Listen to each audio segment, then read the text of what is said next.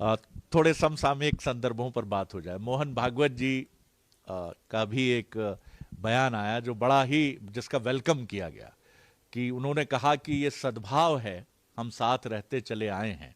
लेकिन संत समाज से ही कुछ ऐसी भी प्रतिक्रिया इक्का दुक्का आई जो बड़ी विचित्र प्रतीत हुई। इस प्रसंग पर आप क्या कहेंगे? सद्भाव, हमारी संस्कृति, मिलीजुली संस्कृति, सबके साथ चलना। जी। क्योंकि विषय सरसंघ चालक जी का है जी। और वाणी उनकी है, तो उस कारण भारतीय परंपराओं के जो सनातनी लोग हैं उनको ग्राह्य भी होता है और अग्राह्य भी होता है। वो ग्रहण भी करते हैं और उसका तिरस्कार भी करते हैं, देखने को मिला। सरसंघ चालक जी की बात अगर हम देखें तो गोस्वामी तुलसीदास जी महाराज रामचरितमानस में एक चौपाई लिखते हैं। समुद्र के तट पर भगवान राम 3 दिन तक तप कर रहे हैं और भगवान राम 3 दिन तक तप करने के बाद भी जब समुद्र ने मार्ग नहीं दिया तो भगवान राम ने कहा कि गए 3 दिन बीत, बोले राम सकोप तब भय बिन होय न प्रीत, लक्ष्मण बाण सरासन आनऊ, सो सेव बारिघ विशिक कृशानु। हे लक्ष्मण, समुद्र को मेरे सामर्थ्य के बारे में पता नहीं है, मेरे सामर्थ्य के बारे में समुद्र को एहसास नहीं है। मेरा क्षत्रिय धर्म था, मांगना नहीं था, मैं तो लेने वाला प्राणी था, लेकिन मर्यादा पुरुषोत्तम हूँ, मर्यादित रहता हूँ, इस कारण मैंने याचना करना मेरा धर्म था। लेकिन समुद्र ने मेरी याचना नहीं सुनी। लक्ष्मण, मेरा धनुष बाण लाओ और मैं ऐसे 100 समुद्रों को एक बाण में सोख सकता हूँ। मुझे लगता है कि सरसंघ चालक जी की बात भी वैसी ही है।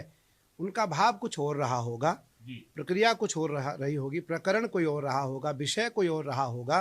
क्योंकि गोस्वामी जी ने जब रामचरितमानस लिखा तो उसमें भगवान राम ने जब नाव केवट से नाव मांगा तो केवट से कहा, मांगी ये नावन केवट आना, कहा तुम्हार मर्म में जाना।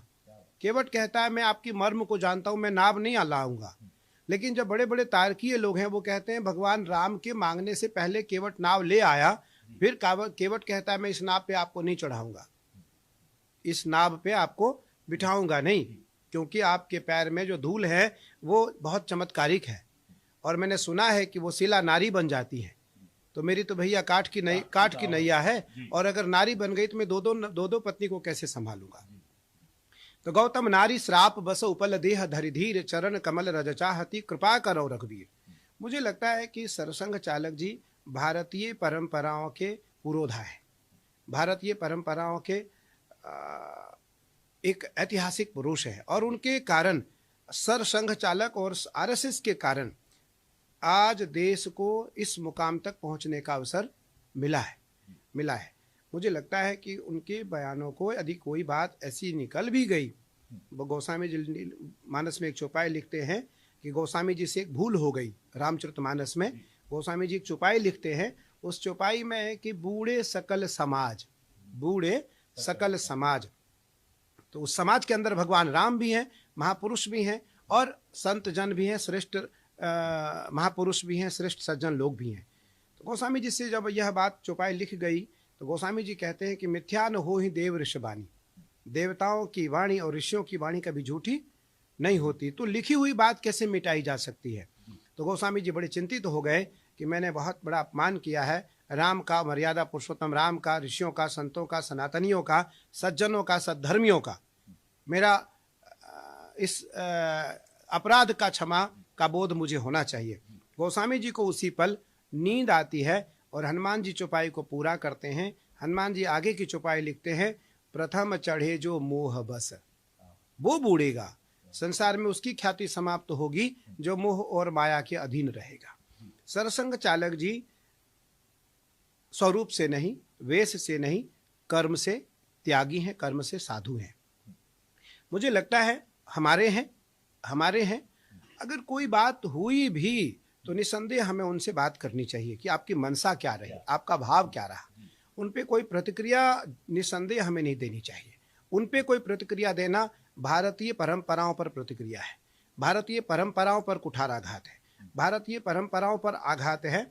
इसलिए मैं निष्पक्ष अपनी बात को रखता हुआ इस बात को यहाँ कहना चाहूँगा कि सरसंघ चालक जी की बात सनातन परंपरा की बात है, हिंदुत्व की बात है। इसलिए अगर कोई बात उन्होंने ऐसी कही तो उनका हो सकता है भाव न रहा हो, विचार न रहा हो। वाणी स्वभाव, गोस्वामी जी लिखते हैं वाणी कुभाव स्वभाव जग जाना। अरे वाणी तो ऐसी है कि कभी न चाहते हुए भी कुछ ऐसी निकल जाती है, फिर उसका प्रति दोष और उसका क्षमा व्यक्ति स्वयं से करता है। इसलिए सरसंघ चालक जी का भाव बिल्कुल ऐसा नहीं रहा होगा, क्योंकि वो तो हिंदू सम्राट है, हिंदू हृदय सम्राट हैं, और जो उनको करीब से जानता है निस्संदेह उनका आदर करता होगा, उनके बारे में जानता होगा। मेरा उनसे बहुत वर्षों से आत्मीय संबंध है, बहुत वर्षों से आत्मीय संबंध है मेरे प्रति और मेरा उनके प्रति, मेरे प्रति और उनका मेरे प्रति। मुझे लगता है कि कहीं न कहीं उनकी जो प्रतिक्रिया रही है वो कोई प्रसंगबद्ध है। बहुत, मुझे लगता है इसके बाद कहने की जरूरत नहीं। दो छोटे छोटे प्रश्नों से समाप्त करूंगा। एक बड़ा, आपने जैसे कहते हैं कि कई बार संत ठिठोली भी करता है, और आज ही का दिन था जब एक प्रतिष्ठित राजनेता के यहाँ गुरुदेव रहे और उन्होंने कहा कि माला है तो माल भी है। बात ठिठोली की है, इसलिए प्रसंग ये था। यानी जहां सत्कर्म है, जहां धर्म है, वहीं धन है। मैं ठीक समझा हूं इसको? बिल्कुल सही, बिल्कुल सही कहा आपने। मैं एक बड़े नेता के, राजनेता के घर पे था। उन्होंने कहा स्वामी जी इतना कुंभ में खर्च हो रहा है, कहाँ से आएगा, कहाँ से आएगा और कैसे करेंगे आप, और कैसे व्यवस्था हो पाएगी। मैंने कहा देखो, जिस साधु के पास माला है, माल उसके पास खुद आ जाता है, लक्ष्मी उसके पास खुद आ जाती है। माला का अर्थ माला फिरत जुग गया, गया न मन का फेर, कर का मन का डार दे, मन का फेर, मन का फेर। और हम तो महादेव के उपासक हैं, माँ भगवती काली के उपासक हैं। आज मैं महारानी गायत्री राजे पवार जी के घर पे मैं हूँ। मुझे लगता है महारानी है, इनके घर पे तो नारायण स्वयं आकर के निवास करते हैं, लक्ष्मी स्वयं ये है। राजा के घर में भगवान कृष्ण ने कहा मैं इस प्रकृति में हाथियों में ऐरावत हूँ, घोड़ा में उच्च सर्वा हूँ, नागों में वासुकी हूँ, वृक्षों में पीपल हूँ, नदियों में गंगा हूँ, मानवों में राजा हूँ, मानवों में राजा हूँ, और सिद्धों में कपिल हूँ। उन्होंने कभी नहीं कहा कि मैं मानवों में साधु हूँ, उन्होंने कहा मैं मानवों में राजा हूँ। जो राजा है उसको मेरा ही स्वरूप मानना। इसलिए मैंने स्वभाव बस कहा, कुतूहल बस, इसमें कोई किसी प्रकार का कोई विषय नहीं था, विनोद बस, कि साधु को माला और ईश्वर से संधि रखना चाहिए। माला और संधि से ईश्वर के प्रति श्रद्धा और विश्वास रखता हुआ यदि साधु विचरण करता है तो निसंदेह उसकी सारी इच्छाओं को पूर्ण ईश्वर करता है। उसकी कोई खुद की इच्छा रहती नहीं। कुंभ में जो मेरा शिविर लगने जा रहा है, उस शिविर में 1 करोड़ के करीब गरीब लोगों को भोजन कराने का मेरा निर्णय है। मेरा मन है कि मैं 1 करोड़ लोगों को भोजन कराऊं 1 महीने में, और उसकी तैयारी चल रही है। मुझे लगता है आप रहेंगे शरद जी, वहाँ रहेंगे, और मेरा मन है, मेरा आग्रह भी है कि आप मेरे ही शिविर में रहें, जिससे कि आपको प्रत्यक्ष सब कुछ देखने को मिले कि भारत का ऐसा भी कोई साधु है जो खिलाने पे लुटा पड़ा हुआ है, और संपूर्ण अपनी जो संपदा है वो, मेरी खुद की संपदा कुछ नहीं है। फक्कड़, मैं तो महादेव का सेवक हूँ, मैं तो महादेव का फक्कड़ सेवक हूँ, और मेरा जीवन महादेव और माँ भगवती काली के लिए है। तो मेरा जीवन में मेरे लिए कुछ नहीं है, मुझे स्वयं के लिए कुछ नहीं चाहिए। मैं कहीं भी संसार में जाता, मेरा एक भाव रहता है कि जो कुछ मिले वो मेरी माई को मिले। माई मतलब मेरी माँ काली, मेरे महादेव को मिले। अगर मैं 1 रुपया भी किसी से लूँ तो वो महादेव के लिए लूँ, माई के लिए लूँ। निस्संदेह क्या वो मेरी चिंता नहीं करेगी? महादेव हमारी चिंता नहीं करेंगे? महादेव तो कहते जटाट अभिगल जल प्रवाह पावित स्थले गले वलम वलंबिताम भुजंग तुंग मालिकाम डमट डमट डमट डमन निनाद वडमर वयम चकार चंड तांडवम तनु तुनः शिव शिवम। इसका जो अंतिम श्लोक है आया है कि रथ गजेंद्र तुरंग युक्ताम लक्ष्मीम सदैव सुमुखीम प्रददाति संभो। जो नित्य इसका पाठ करेगा, भगवान शिव कहते हैं कि उसके घर में मतवाला हाथी जंगल में जाकर के जिस प्रकार से पेड़ से डाल फल फूल पत्ता सहित तोड़ लेता है, उसी प्रकार लक्ष्मी उसके घर में स्वर्ण की सूप से धन उड़ेल देंगी। रथ गजेंद्र तुरंग युक्ताम लक्ष्मीम सदैव सुमुखीम। सुमुखी और कुमुखी दो लक्ष्मी होती है। लक्ष्मी 3 प्रकार की है, लक्ष्मी, अपलक्ष्मी और महालक्ष्मी। तो लक्ष्मी किसके पास है? सामान्य जो जन है उनके पास है।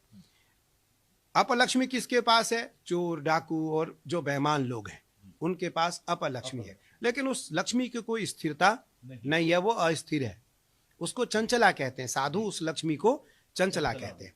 एक लक्ष्मी है सुमुखी, हिरण्यवर्णाम हरणिम सुवर्ण रजतस्रजाम चंद्राम हृणमयीम लक्ष्मीम जात वेदो म आवह ताम आवह जात वेदो लक्ष्मी मनपगामिनी यस्याम हिरण्यम बिंदेयम गामस्वम पुरुषानहम अश्वपूर्वाम रथमध्याम हस्तिनाद प्रबोधिनीम। और हम तो परंपरा के आचार्य हैं, श्री के उपासक हैं।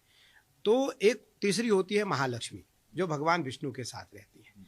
साधु संतों को, सज्जनों को, सद्धर्मियों को, सनातनियों को और ऋषियों को महालक्ष्मी चाहिए। उनको ना लक्ष्मी चाहिए ना अपलक्ष्मी चाहिए, उनको क्या चाहिए? महालक्ष्मी। महालक्ष्मी अगर एक बार घर में आ जाए तो वो कभी जाएगी नहीं, वो कभी जाएगी नहीं। आपने कभी नहीं सुना होगा, बहुत विषम परिस्थिति में सुना होगा कि राजघराने के लोग गरीब हुए। राजघराना कभी गरीब नहीं हुआ, वो सब कुछ जाने के बाद भी खरबपति रहते हैं, सब कुछ समाप्त होने के बाद भी वो खरबपति रहते हैं, क्योंकि लक्ष्मी के रूप में वहां महिलाएं रहती हैं, लक्ष्मी के रूप में वहां राजरानी रहती हैं, लक्ष्मी के रूप में वहां राजकुमारियां रहती हैं। उनको लक्ष्मी का ही दर्जा दिया गया। स्वर्ण में लक्ष्मी का वास है, और रानी को पैर में सोने का पायल, सोने की बिछुआ पहनने का अधिकार भारत में केवल पृथ्वी पर राजरानी को है, केवल महारानी को है। बाकी कोई भी संसार में स्त्री ऐसी नहीं है जिसको स्वर्ण पहनने का अधिकार पैरों में है, इसलिए क्योंकि वो स्वयं लक्ष्मी है। तो मुझे लगता है कौतूहल बस यह बात विनोद था, और निस्संदेह महात्माओं को बाहवारे मौज फकीरादी, कि बाहवारे मौज फकीरादी, बाहवारे मौज फकीरादी, कभी तो खाए चना चबेना, कभी तो लपटा लपसी जी, बाहवारे मौज फकीरादी, कभी तो ओढ़े साल दो साला, कभी तो गुदड़ा गुदड़ी जी, बाहवारे मौज फकीरादी, कभी तो रहें महल दो महला, कभी तो झोपड़ी अट्टारी जी, बाहवारे मौज फकीर। ये फकीरों का मौज है। इसलिए भारत साधुओं का देश है, संतों का देश है, ऋषियों का देश है, परंपराओं का देश है, भारत सनातनियों का देश है, और नैष्ठिक मौलिक सिद्धांत के मानने वाले ऋषियों का देश है ये। इसलिए इस देश में साधु संत कभी ना गरीब होते, ना उन्हें किसी प्रकार की कभी कोई तकलीफ होती है। मुझे लगता है इसके बाद कुछ कहने की आवश्यकता नहीं है, और इस वाणी को ठहर के सुनिएगा, जरा शांत होइएगा, तमाम आपाधापी के बीच में रुकिएगा। जीवन आरंभ और अंत के बीच में आप ठहरे हैं, हम ठहरे हैं। आरंभ है जब जन्म लिया, और अंत है जब हम धुएं के गुबारों में बदल जाएंगे और हमारे मित्र कहारों में बदल जाएंगे। इनको सुनिए। जब आप आचार्य महामंडलेश्वर कैलाशानंद गिरी जी महाराज को जब मैं सुनता हूं तो मुझे लगता है कि हिमालय में दूर बर्फीली कंदराओं से खुद महादेव उतर रहे हैं। आपको लग रहा होगा मैं अतिरंजना कर रहा हूं, बढ़ा चढ़ाकर बोल रहा हूं, लेकिन माफ कीजिएगा, मैं भी भावुक हूं, भावना हृदय संचालित व्यक्तित्व हूं, तो मैं अनुभव करता हूं कि निश्चित तौर पर। और जब इनको मैं सुन रहा था कि मौज फकीरा दी और उसके पहले लक्ष्मी जी का वर्णन, तो निश्चित तौर पर आप ये सुमुखी, अपलक्ष्मी, महालक्ष्मी, ये तीन विवरण आपके सामने हैं। अनीति, अधर्म से उपजा हुआ धन चंचला है, आएगा, जाने का मार्ग खुद ढूंढ लेगा। और अगर आप अपने घर में यत्र नार्यस्तु पूजयन्ते रमन्ते तत्र देवता, तो निश्चित तौर पर जहां स्त्रियों का सम्मान है वहां महालक्ष्मी स्वयं छम छम पायल बजाती हुई हमेशा विद्यमान रहती हैं। और कितनी सुंदर बात है कि आप परेशान क्यों होते हैं, आप माला लीजिए ना, आप धर्म का आचरण तो करिए, धन स्वतः आपके पास आएगा।